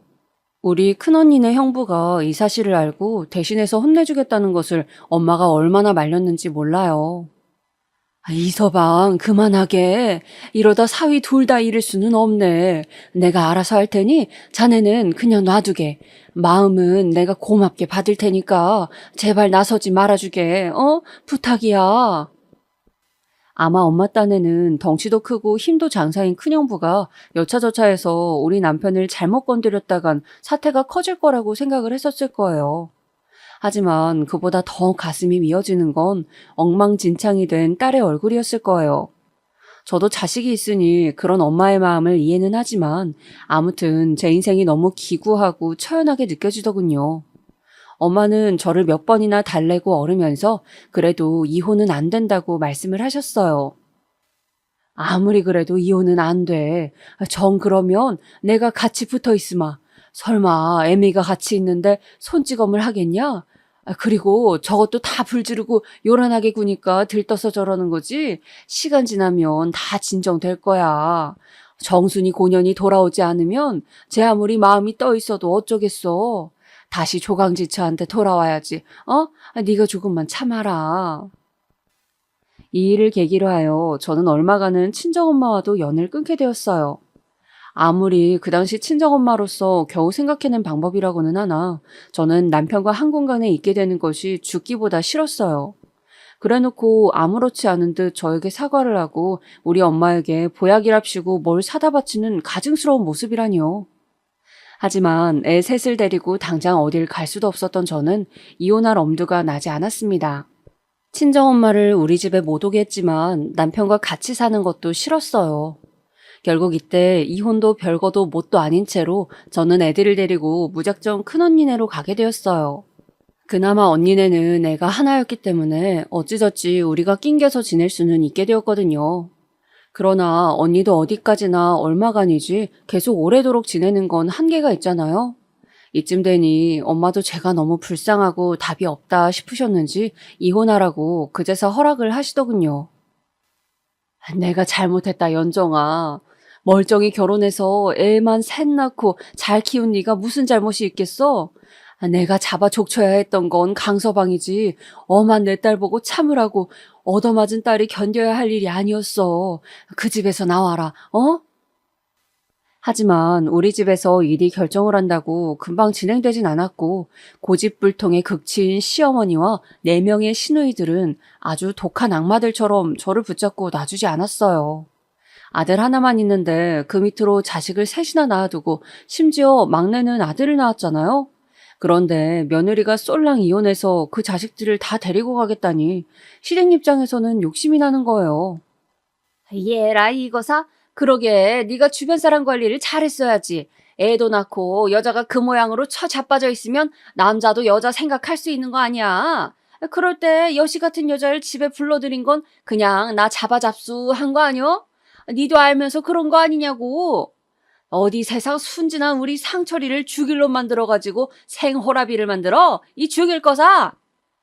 하지만 제 옆에는 큰언니와 둘째 언니가 있었고 팽팽하게 맞서준 언니들 덕분에 지옥 같은 시댁으로부터 벗어나 어렵사리 이혼 도장을 찍었습니다. 그리고 겨우겨우 저는 작은 집을 얻어서 애들 셋과 함께 살게 되었고요. 원래 엄마는 우리 집에 와서 이래저래 도와줄 심산이긴 했지만 이혼하고 난 뒤 엄마랑 붙어 있으면 자꾸 싸울 일만 생기더군요. 제 얼굴에 상처를 보고도 엄마는 못내, 아니 아주 끝내는 저의 이혼이 그리 아쉬웠나 봐요. 제가 애들 키우다가 조금이라도 앓는 소리 내면 꼭 그렇게 속을 뒤집으시는 거예요. 그러게 똥밭에 굴러도 이승이 최고라 했어.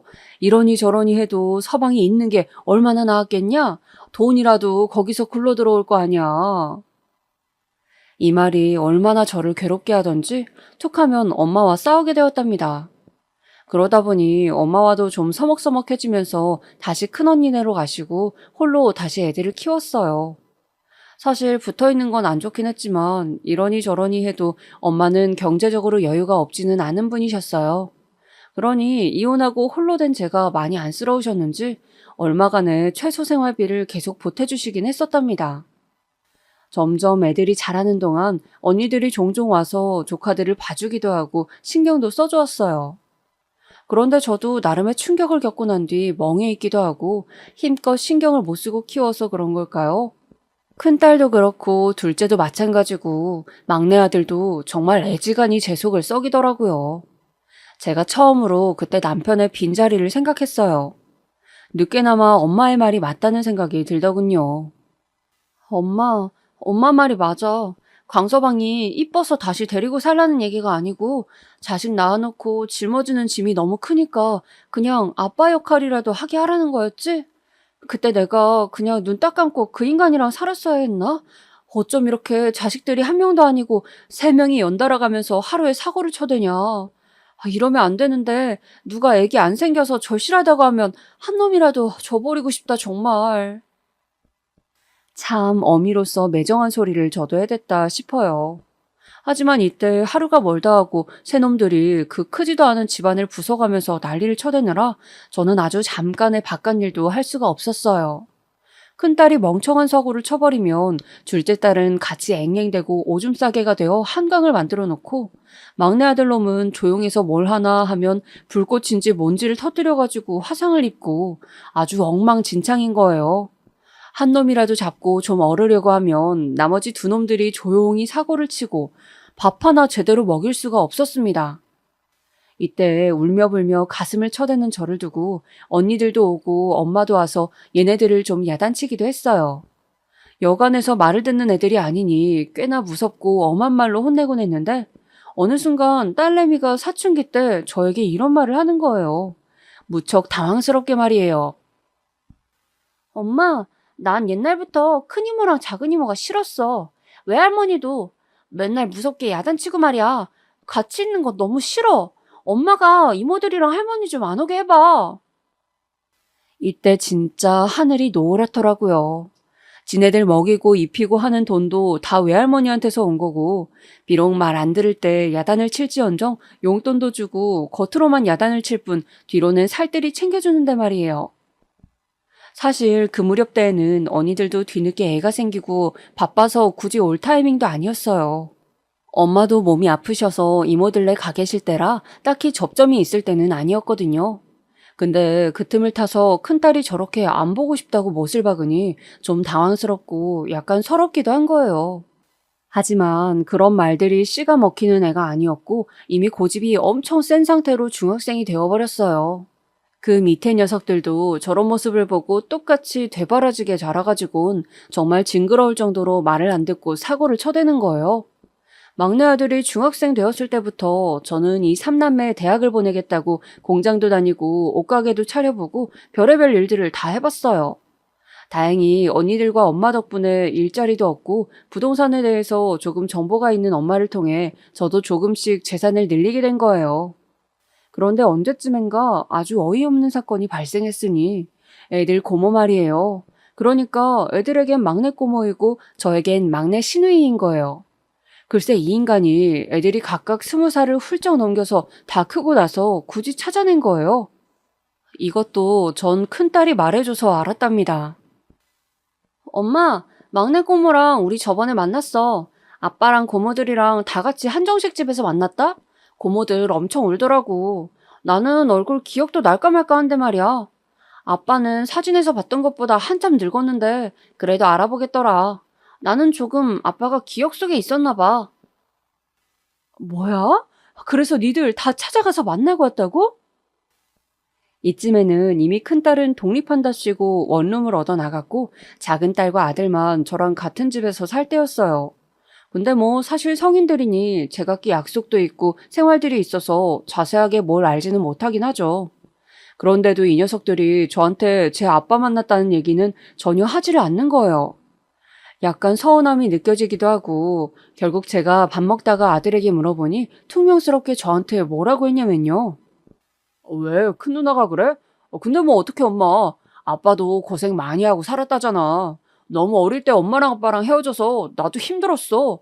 맨날 아빠 없다고 애들이 놀리고 말이야. 엄마는 그런 거 모르잖아. 나는 아빠랑 가끔은 연락하고 얼굴도 볼 거야. 너무 서운하게 생각하지 마.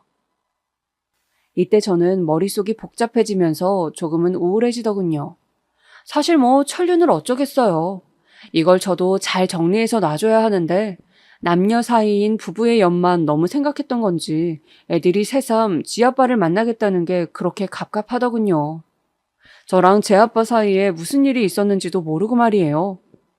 얼마 뒤 우리 큰언니가 집에 왔다가 저한테 이 얘기를 듣고 도저히 못 참겠는지 아들이랑 작은 딸이 들어왔을 때 붙잡고 일장연설을 했어요. 그런데 이 녀석들 정말 제 배에서 나온 자식들이 맞는 건지 어떻게 이럴 수가 있나요? 좀 성급하게 느껴질지 모르고 생뚱맞을 수도 있지만 어쩌면 저는 이쯤에서 자식들과 인연을 끊는 게 좋았을까요? 우리 언니 말에 얘네 반응이 정말 웃기지도 않는 거예요. 니네들 말이야. 니들 아빠 만나는 건 좋다 이거야. 근데 왜 엄마 아빠가 헤어졌는지 모르는 거야? 엄마가 한 번쯤 얘기를 안 해준 거야? 좋아. 그럼 이모가 말해줄게. 잘 듣고 다시들 생각해봐. 언니 입장에서야 이제 얼마 안 있음 30살 되고 시집 장가갈 나이들이니 진실을 정확히 알려주고 싶었나 봐요. 저는 그간 왜 아빠가 없냐는 애들 말에 늘 둘러대면서 살아왔었고요. 사춘기 무렵쯤 슬쩍 의견을 비친 적은 있었어요. 자기 아빠를 나쁘게 생각해선 좋을 게 없어서 대충 말했더니 얘네는 그걸 진짜로 받아들였나 봐요.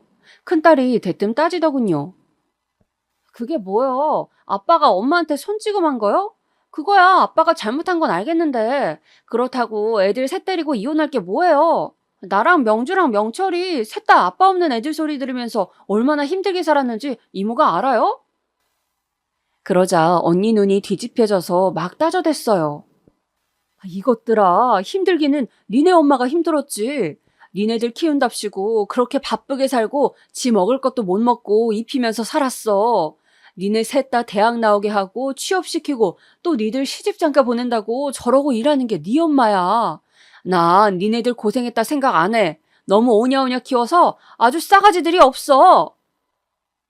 사실 언니 말이 틀린 것도 아니지만 그래도 제 자식들인데 저렇게 욕을 먹고 있으니 말려야 할 것 같더라고요. 그런데 제가 편을 들 수도 없을 만큼 큰딸이 대드는데 와, 이건 정말 안 되겠더라고요. 이모가 뭘 알아요? 우리 또래 애들 풍족하게 살 때 우리는 그러지도 못했어요. 맨날 지질이 궁상 떨면서 엄마가 맨날 아끼라 소리만 하고 대학만 보내놓으면 다냐고요. 다른 애들 유학 가고 할 때 저나 명주는 엄마 눈치 보여서 말도 못 꺼냈어요. 툭 하면 돈 없다 우는 소리를 해대니까요. 그리고 지금 아빠 보면 아빠는 제법 여유 있게 살아요. 진즉 아빠랑 같이 살았으면 우리가 얼마나 부족함 없이 자랐을까 싶어 너무 아깝다고요. 어쩜 키워준 정도 모르고 저런 말을 하는 건지 저도 너무 화가 나서 니들끼리 알아서 하라고 만날 거면 만나라고 고함을 질러버렸어요.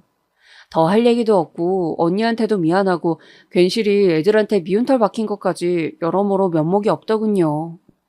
그때부터 저는 알 수 없을 우울감이 더욱 깊어지면서 마음이 힘들어졌습니다. 이런 와중에 저희 집에 또 큰 사건이 닥쳐왔으니 작은 언니에게 일이 생기고 말았답니다. 어쩜 자매들 중 하나만 잘못될 것이지 왜 언니까지 그렇게 된 것일까요? 느지막이 결혼해서 잘 살아보려던 언니는 형부의 잦은 폭력과 도박으로 인해 그만 이혼을 결정하게 되었어요. 조카를 하나 낳아놓고서 나름 열심히였던 것 같은데 꽤 충격이 컸던 모양이에요. 이제 고등학생이 된 조카를 외할머니인 우리 친정엄마에게 맡겨두고 언니는 사라져버린 거예요. 엄마가 이때 얼마나 가슴을 치고 우시던지 저는 참 세상이 매섭고 아프단 생각만 들었습니다. 내가 죽을 죄를 지어서 이렇게 자식들이 내내 벌을 받고 힘들게 사나 보다. 그런데 제발 다시 주워 담기라도 하게 내가 뭔 죄를 그리 지었는지 알려주기라도 하면 좋겠는데 말이야. 연정이 네가 보기에는 네 애미가 그렇게 인생을 잘못 살았냐? 남들은 다들 순탄하게 아들, 딸 시집장가 보내고 손주들이랑 까꿍하고 잘만 놀며 살더라. 왜 나만 이러냐고. 곧 있으면 90이 될 노친네가 고등학생인 어린 손녀를 떠맡아서 덜렁 둘이 있게 되니 얼마나 기가 막혔겠어요. 이때 저랑 큰언니랑 둘 다 더 이상 말이 나오지 않아서 너무 난감하고 숨이 막혀오더라고요. 그나마 다행이었던 건 조카는 적어도 우리 애들보다는 나았어요. 제 자식이지만 우리 애들은 정말 되바라지고 지들 멋대로 해요. 하루라도 엄마 속을 썩이지 않으면 못 견디는, 그런데다가 너무 괘씸하게도 지 아빠한테 돈이 넉넉하게 굴러떨어진다며 그쪽에 붙으려는 이상한 것들이에요. 그래도 조카는 은혜를 아는 애였고 고마운 줄을 알더라고요.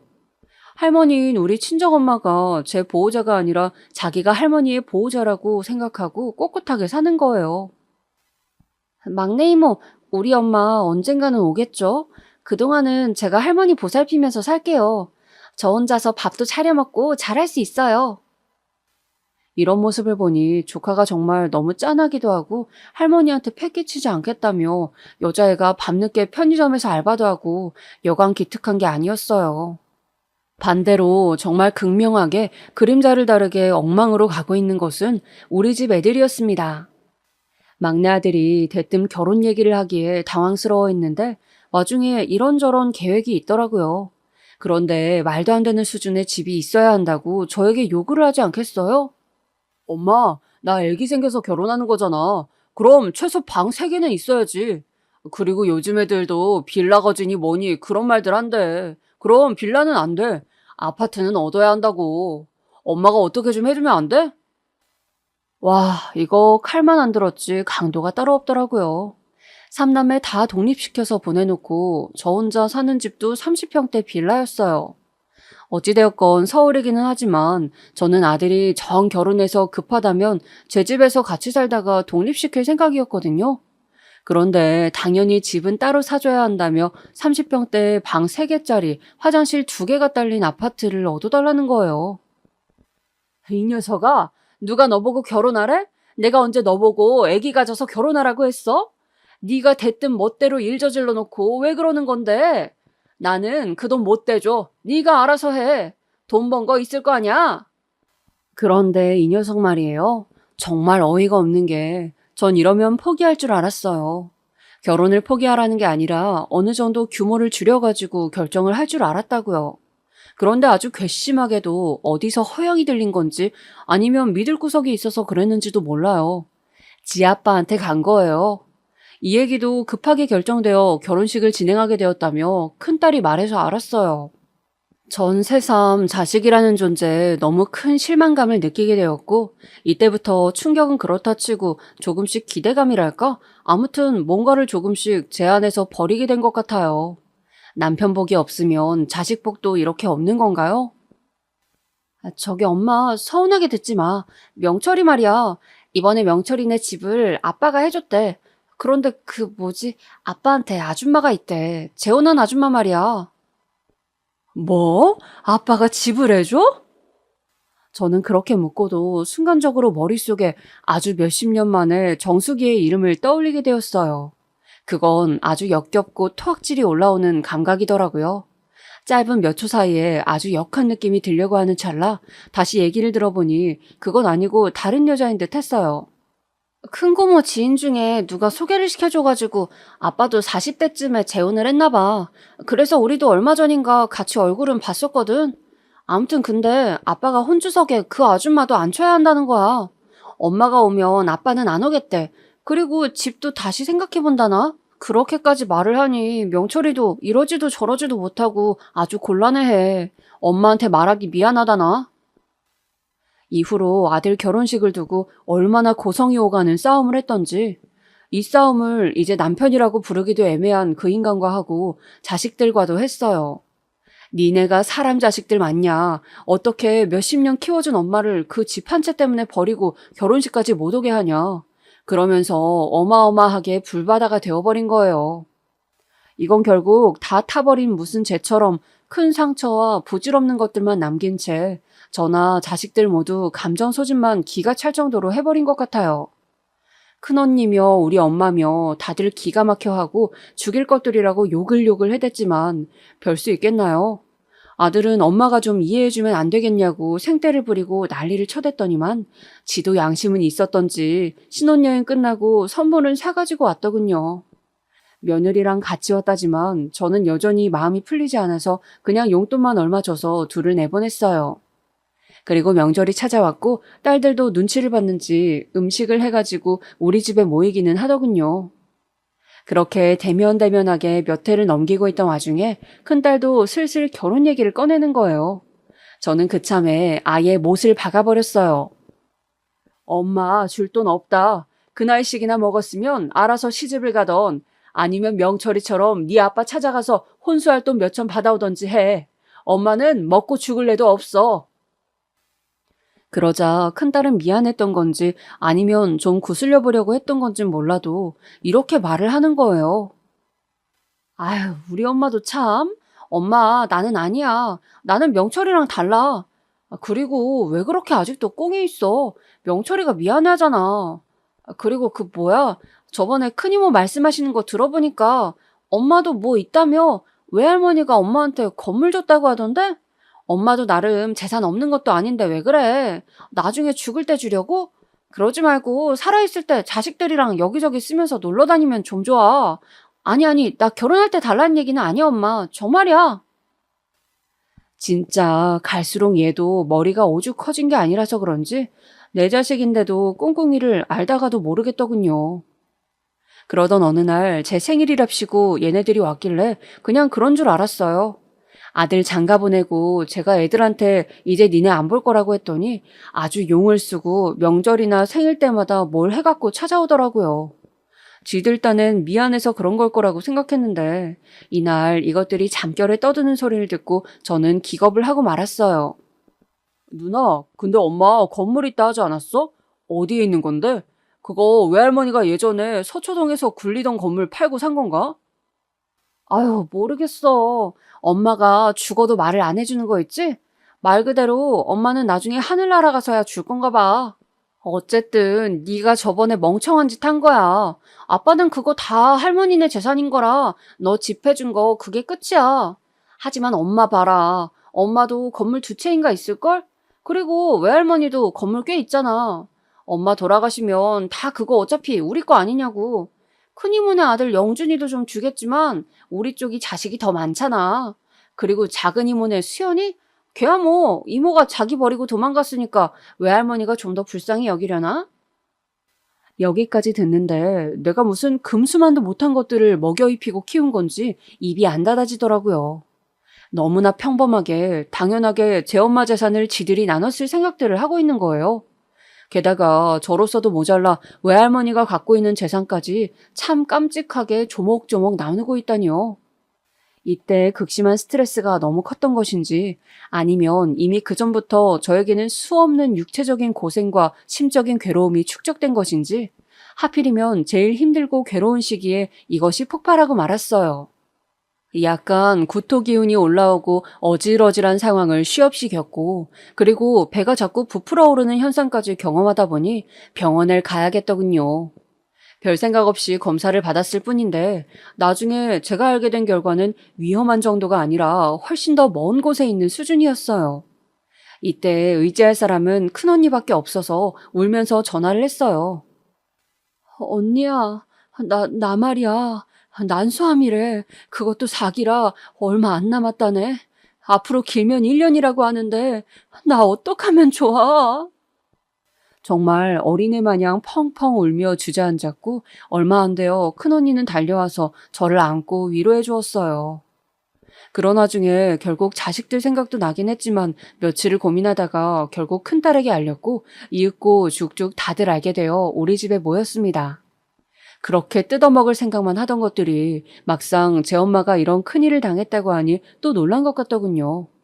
아니면 글쎄요, 요 앞전 그 충격적인 대화들이며 그간 저에게 망치를 꽝꽝 때려가듯 실망시킨 일들을 생각하면요, 그냥 감상적인 상황이 된 것뿐이에요.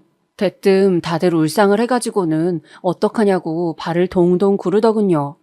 전 차분하게 앞으로의 수술 계획 같은 것들을 말했는데 얘네들은 당장 여행이라도 가야 한다며 흥분해 있더라고요. 특히 저를 가장 실망시킨 아들 녀석이 제일 방방 떠 있는 거예요. 엄마, 불쌍한 우리 엄마 어떡해. 나도 지금 인터넷으로 검색해보는데 이쯤 되면 수술해도 큰 방법이 없다네.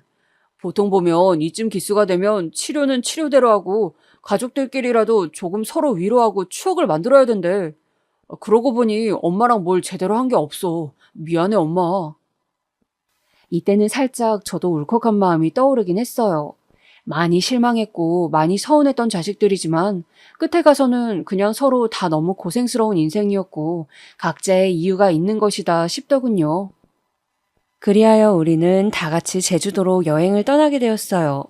딸 둘은 시집을 안 간 상태라 제 몸들만 챙기면 될 일이었고 아들은 며느리한테 말을 해두고 이번에는 우리끼리 여행을 다녀온다 했나 봐요. 그렇게 해서 4박 5일 여행을 떠나게 되었는데 가서도 느낀 건 참 이런 시간을 보낸 게 별로 없었다는 생각뿐이었어요. 애들이 짜온 일정대로 아들이 운전하는 차 안에서 저도 창밖을 보며 이런저런 생각을 했었네요. 직장 동료들이랑 제주도 여행을 다녀온 적은 있지만 애들이랑 그런 시간은 못 가졌었거든요. 물론 그때는 애들도 다 커서 각자 나가서 살던 때라 약속 잡자고 해봤자 말도 안 들었겠지만 말이에요.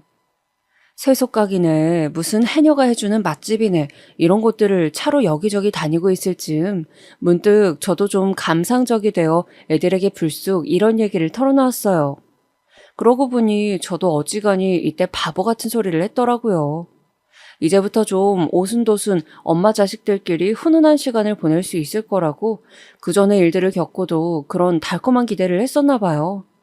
죽음의 문턱에 서 있으니 별 생각이 다 들어서 얘기한 거고 그 당시도 진심이긴 했지만 말이에요. 이 말을 들은 이후부터 애들은 참 슬프게도 제가 설마 하며 제발 그러지 않길 바랬던 방향으로 가버렸습니다. 있잖아. 엄마가 이제사 얘기를 꺼낼까 하는데 엄마도 얼마 안 남았으니 정리할 건 정리를 빨리 해두고 싶어. 그 뭐야, 엄마 재산을 좀 나눠두고 싶다. 니네한테 이런 얘기는 미리 해둬야 한다니까. 지금 당장 뭐 쓰고 자시고 할 것도 없지만 그래도 말로라도 좀 들어둬. 그 말에 애들은 갑자기 눈을 반짝이더니 숨도 쉬지 않고 제 말에 귀를 기울이는 거예요. 내키지는 않지만 은연중에 생각은 해두었던 것. 그럼에도 불구하고 확신은 없어 늘 머릿속에 맴돌기만 했던 재정 계획을 차근차근 털어두고 어디 건물은 이렇게 저렇게 하고 말을 했단 말이에요. 근데 그 말을 듣고 나니 갑자기 둘째 딸 표정이 확 달라지더니 이러는 거예요. 아유, 불쌍한 엄마. 그래, 엄마가 그렇게 생각하고 있을 줄은 알았어. 잘 이겨내야지, 엄마. 그럼 그 건물은 다 상가 들어오고 하나는 비어 있는 건가? 아무튼 알았어. 다시 좀 알아봐야겠다. 아, 엄마, 근데 있지. 나 아까 말하려고 했는데 못했어. 나 먼저 올라가도 돼? 사실 나는 내일부터 출근이라 언니랑 명철이한테 엄마 부탁하려고 했거든. 새삼 처음 듣는 얘기를 하면서 일정은 다 같이 맞춘 줄 알았더니 대뜸 자기 먼저 올라가야 한다는 겁니다. 그런데 너무 웃긴 게 이에 질세라 큰딸이며 아들이며 자기들도 일정이 있다면서 제각기 틀리게 날짜를 말하는 거예요. 하지만 결론은 지들도 먼저 가야 한다. 엄마는 좀 더 계셔라. 이러는 거 있죠? 그럼 나는 어떻게 가라고? 명철이 너는 나랑 같이 왔잖냐? 너는 나랑 같이 가야지. 그랬더니 아들이 몹시 귀찮은 얼굴로 자기 일정상 어쩔 수 없다며 끝끝내 먼저 가야 한다는 거예요.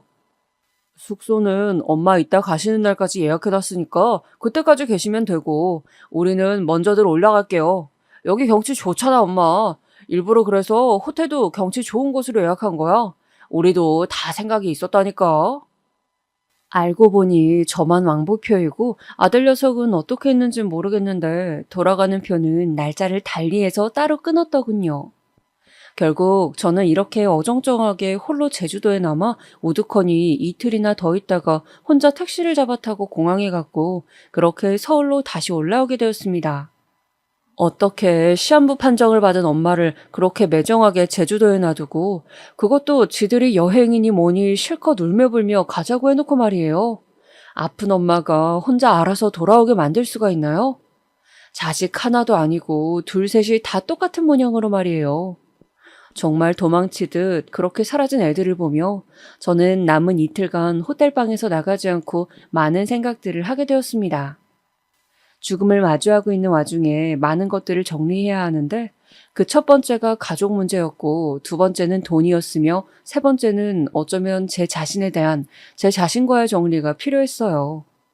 근데 그걸 가족에게 먼저 알렸을 뿐인데 어쩜 이렇게 저를 더 외롭고 고독하게 만드는 것일까요? 어찌되면 이 일로 인해 저는 삶에 대해서 죽음에 가까워서야 비로소 냉정하게 결론을 내리게 된 것 같아요. 어느 정도 예상을 아예 안 한 일은 아니었지만 제발 그런 일이 실제로 일어나지는 않길 바랬던 제 바람은 아주 야멸차게 무시되었어요. 병마와 싸우느라 지쳐있는 저에게 더 큰 대못을 박아버린 자식들에게 저는 그냥 아예 안 좋은 엄마가 되기로 작정했습니다. 올라가서 며칠을 생각을 정리한 후 곧바로 큰딸에게 전화를 걸었어요.